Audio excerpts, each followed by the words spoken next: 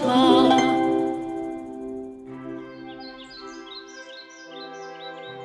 Pada zaman dahulu, di pondok kecil di hutan, hiduplah ibu kambing dan anak-anaknya dengan bahagia. Anak-anak kambing itu sangatlah lucu. Mereka terlihat seperti mainan. Ibu kambing, seperti ibu lainnya, mencintai anak-anaknya. Dia melindungi mereka dari hewan liar di hutan. Suatu hari, sebelum pergi mencari makanan, ibu kambing memanggil semua kambing dan berkata, "Anak-anakku sayang, aku akan pergi ke hutan. Jangan bukakan pintu untuk siapapun. Jika serigala masuk ke rumah, dia akan memakan kita semua hidup-hidup. Dia sangat licik, dia akan menyamar menjadi apapun dan mencoba menipu kalian." Jadi bagaimana kami akan mengenalinya? Serigala bersuara serak dan aku punya suara yang lembut dan indah. Jadi kau bisa segera mengenalinya dari suaranya yang berat dan serak. Saat akan pergi, ibu kambing ingat satu hal. Dia berbalik ke anak-anaknya. Satu lagi, kaki serigala berwarna hitam dan aku putih. Kalian juga bisa mengenalinya dari kakinya. Jangan khawatir, Bu. Kami bisa menjaga diri sendiri. Kami bisa diandalkan. Ibu kambing mencium anak-anaknya satu persatu, lalu pergi ke hutan. Serigala mengawasi mereka dari jauh. Ketika dilihatnya ibu kambing pergi, dia menunggu sebentar, lalu datang ke pintu pondok dan mengetuk pintunya.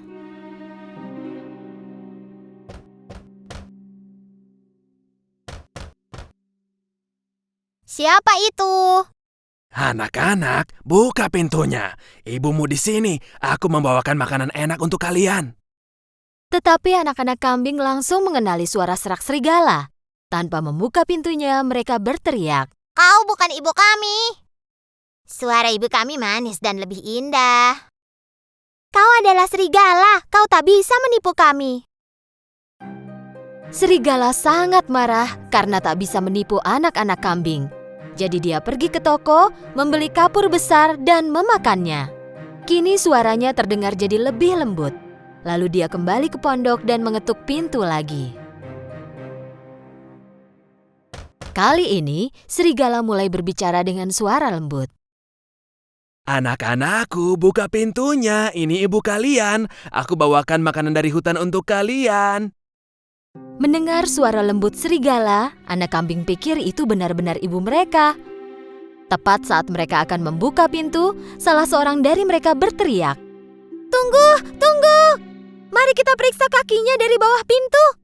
Tentu saja mereka melihat kaki hitamnya serigala dari bawah pintu. Mereka pun berteriak lagi tanpa membuka pintu. Kami tak akan membukakan pintu untukmu. Kaki ibu kami tidak hitam.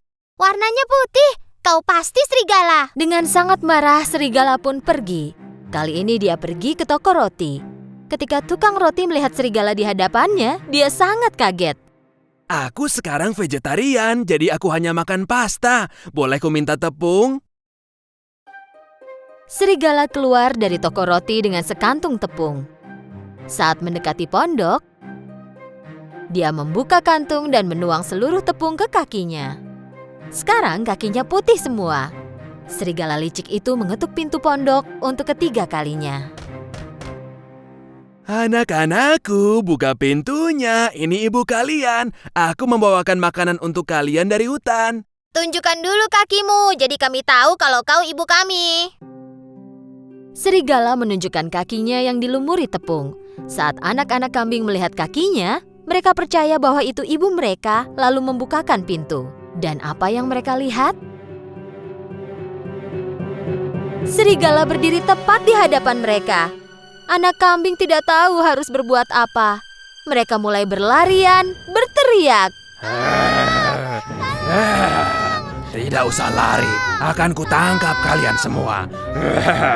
Salah satu anak kambing sembunyi di kolong meja. Yang kedua masuk ke kolong tempat tidur. Yang ketiga pergi ke cerobong asap. Yang keempat sembunyi di dapur. Yang kelima masuk ke dalam lemari. Yang keenam sembunyi di balik gorden. Dan anak kambing ketujuh masuk ke dalam jam raksasa di dinding. Tapi serigala licik sangatlah cepat. Dan satu persatu dia menangkap semua anak kambing. Lari! Kemari, jangan lari. Akan kutangkap kalian semua. Stop!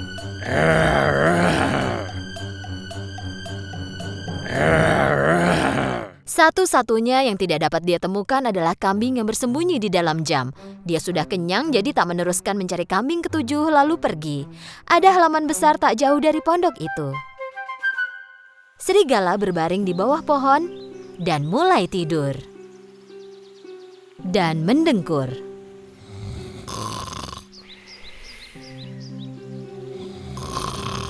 Tak lama kemudian, ibu kambing pulang. Saat dia lihat pintu terbuka, dia tahu ada hal buruk terjadi dan mulai berteriak. "Ah, anak-anakku!" Saat masuk, ibu kambing terkejut. Meja dan kursi terbalik, gorden robek, tempat tidur berantakan, bantal dan sprei tergeletak di lantai. Ibu kambing mencari anak-anaknya tapi tak menemukannya. Dia mulai meneriakkan nama mereka satu persatu, tapi tak seorang pun yang menjawab. Akhirnya, nama anak terakhir pun dipanggil, dan dia mendengar suara bernada tinggi. "Aku di dalam jam besar, Ibu!" Ibu kambing berlari ke jam besar dan mengeluarkan anaknya. Ibu kambing dan anaknya berpelukan. Anak kambing itu mulai bercerita sambil menangis. "Serigala datang menyamar. Kami pikir itu ibu, lalu membukakan pintu. Dia memakan semua saudaraku."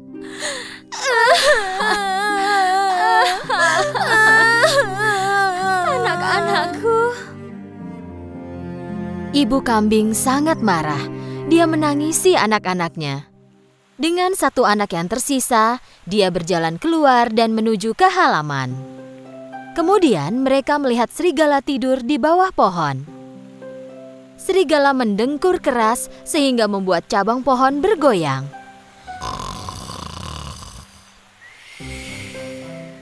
Ibu kambing mengamati serigala. Dia sadar bahwa di dalam perut serigala ada sesuatu yang bergerak. "Ya ampun, apa itu anak-anakku ada di dalam perutnya dan mereka masih hidup?" Ibu kambing menyusun rencana dan berkata ke anaknya, "Larilah ke rumah dan bawakan jarum, benang, dan gunting." Saat kambing kecil berlari pulang, ibu kambing mengumpulkan 6 batu besar dari tanah. Kemudian kambing kecil kembali dengan jarum, benang, dan gunting besar. Ibu kambing menggunting perut serigala. Dia segera melihat anak-anaknya. Lalu yang lain pun kelihatan satu persatu. Mereka semua sehat. Ibu kambing tak bisa menahan diri karena gembira. Semua anak kambing memeluk ibu mereka dengan sukacita. "Ibu, ibu, kami mencintai ibu. Kami mencintaimu. Yeay. Kami mencintaimu." Mereka semua sangat senang. "Ah, anak-anakku, kalian selamat." Ibu kambing menaruh batu yang dia kumpulkan ke dalam perut serigala dengan hati-hati, lalu menjahit perut serigala dengan jarum dan benang. Serigala tertidur nyenyak sehingga tidak merasakan apa-apa. Serigala tidak bergerak. Ibu kambing dan anak-anaknya segera kabur. Ketika serigala bangun, dia berdiri. Perutnya sakit sekali.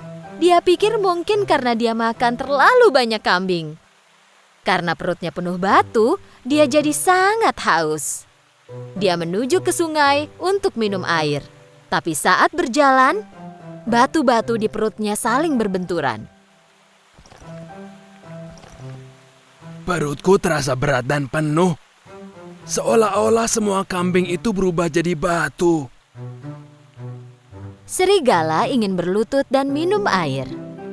Karena batunya sangat berat, dia hilang keseimbangan dan terjatuh ke air.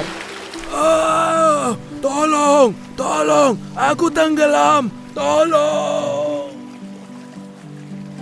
Berteriak minta tolong, tapi tak ada yang menolongnya. Serigala tak sanggup menahan berat batu itu lagi dan tenggelam. Saat melihat apa yang terjadi, ibu kambing dan anak-anaknya berlari ke sungai. Serigala mati! Yeay! Serigala mati! Mereka menari dan melompat dengan bergandengan tangan. Sejak saat itu, ibu kambing dan ketujuh anaknya hidup damai dan bahagia di pondok mereka di hutan. Di sebuah peternakan kecil, hiduplah keluarga Itik yang lucu. Ibu Itik sedang mengerami telur-telurnya menunggu keluarnya anak Itik. Tepatnya ada 7 telur yang menunggu menetas. Satu pagi yang cerah, telur-telur itu mulai menetas.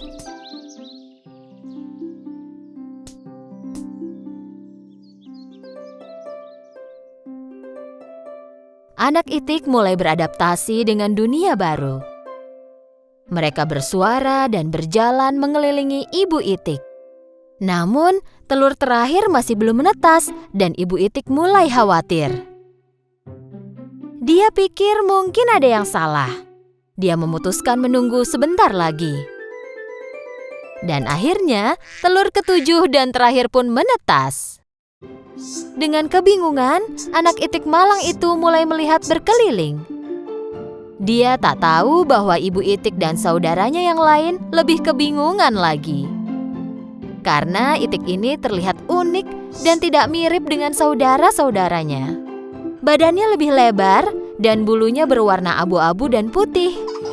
Anak Itik lain mulai mentertawakannya. Kau anak Itik buruk rupa, kau tak mirip dengan kami. Aku tak mengerti, kenapa kau tak mirip dengan saudara-saudaramu? Buruk Buruk rupa, rupa, buruk rupa, buruk rupa, buruk rupa.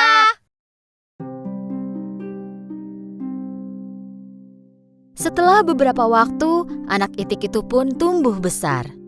Tapi anak Itik buruk rupa tetap lebih besar daripada saudaranya, demikian juga warna bulunya. Kau tumbuh dengan cepat. Kenapa kau tetap terlihat buruk rupa? Waktu berlalu dan anak Itik buruk rupa tumbuh menjadi Itik yang penyendiri dan murung. Saudara-saudaranya tak mau bermain dengannya. Kami tak akan mau bermain denganmu karena kau buruk rupa. Semua hewan lain di peternakan itu pun mengejeknya. Itik buruk rupa, Itik buruk rupa. Nya. Itik buruk rupa, Itik buruk rupa. Sebaliknya, ibu Itik melakukan yang terbaik untuk melindunginya. Anakku yang malang, kenapa kau begitu beda dari yang lain? Hari berlalu, anak Itik yang malang itu merasa sangat sedih. Sepanjang malam dia menangis tanpa suara dan berpikir bahwa tak seorang pun yang menginginkannya.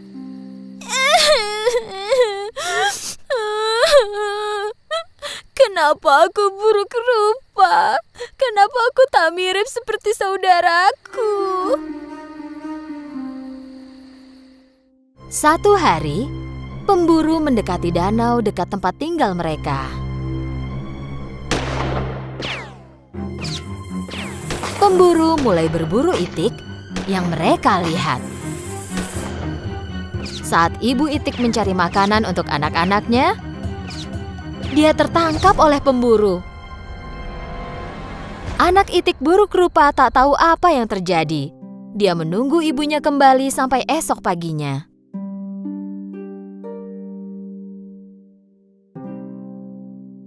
Anak Itik yang malang itu tak tahu harus berbuat apa.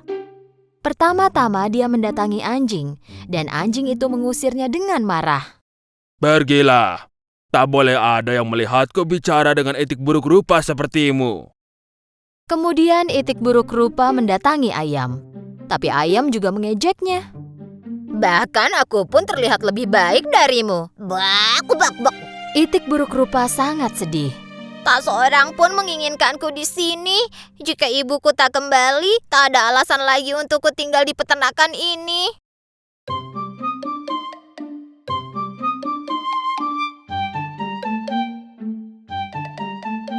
Pagi itu, Itik buruk rupa meninggalkan peternakan. Dia berenang ke seberang danau.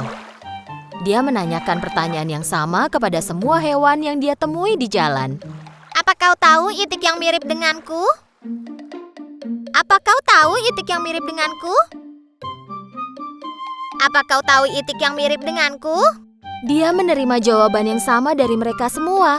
Mereka tak pernah melihat itik sejelek dia sebelumnya.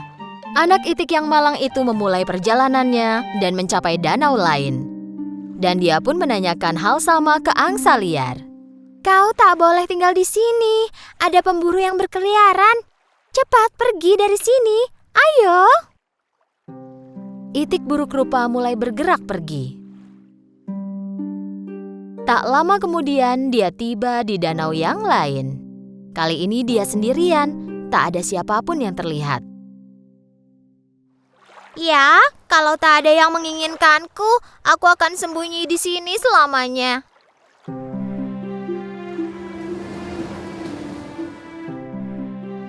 Meskipun sendirian, dia sangat bahagia. Suatu hari, dia melihat sekelompok burung berleher panjang putih bermigrasi ke selatan. Dia melihat mereka dengan kagum. Mereka cantik sekali. Kuharap aku bisa seperti mereka. Musim dingin datang dan salju mulai turun. Itik buruk rupa jatuh cinta dengan pemandangan salju pertamanya. Dia bermain-main sambil ditutupi salju putih. Karena salju yang tebal, itik buruk rupa kesulitan menemukan makanan. Jadi dia pergi mencari makanan. Dia kedinginan dan kelelahan. Sementara itu, dia bertemu seorang petani. Petani merasa iba dan memberikan jaketnya. Kau makhluk malang pasti kedinginan. Aku akan membawamu pulang dan merawatmu sampai besar.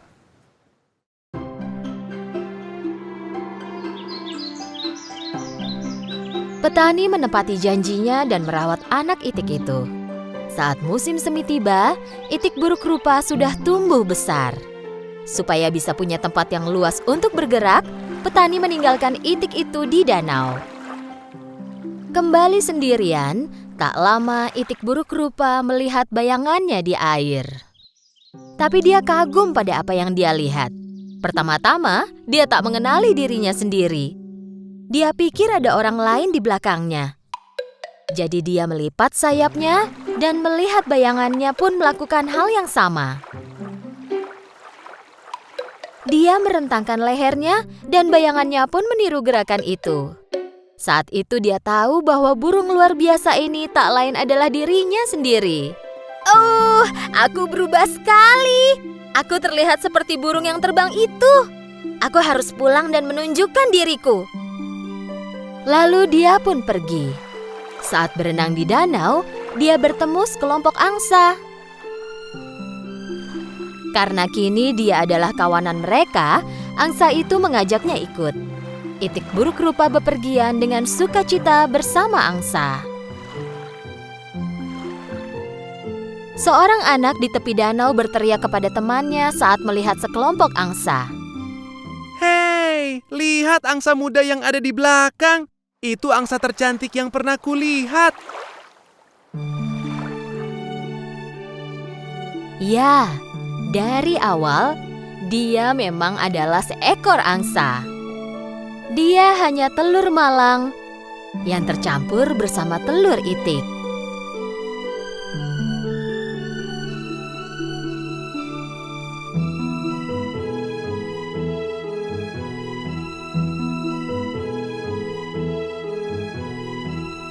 Tapi kini dia bersama keluarganya dan hidup bahagia pun menantinya.